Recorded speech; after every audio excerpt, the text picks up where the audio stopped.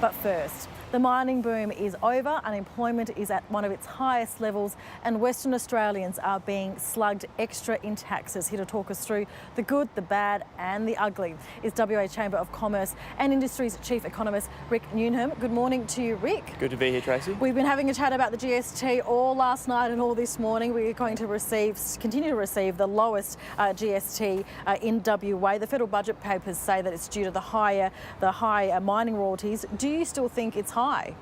Well, the iron ore royalties to WA are certainly very high, and we have the highest iron ore production around the country, and so that does affect our GST in a disproportionate way. But what the top up in the budget shows is that there is something wrong with the GST distribution. WA isn't getting its fair share, and most West Australians believe that. WA Business believes there's a way to change the GST distribution that encourages other states to develop their own economies and to develop their natural resources like WA has. Do you think WA is the forgotten state?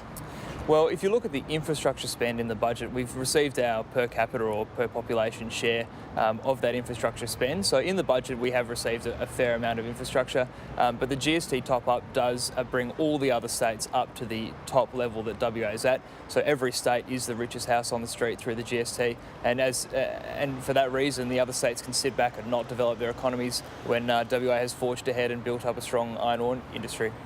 The big banks, let's move on about the big banks. They'll be slugged more than $6 billion. How is that going to impact WA investment?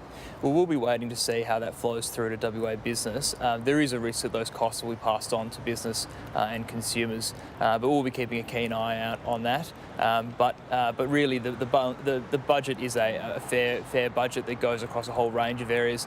We are concerned that there has been an over-reliance on increase in taxes rather than reduction in spending.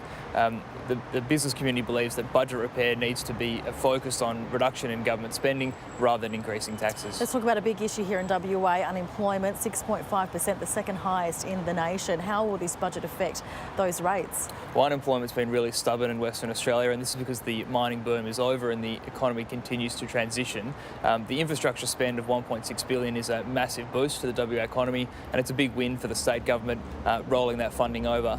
This will create several thousand jobs in Western Australia, and it's a good opportunity for local businesses as well to tender for that work as these projects come on. So get hiring.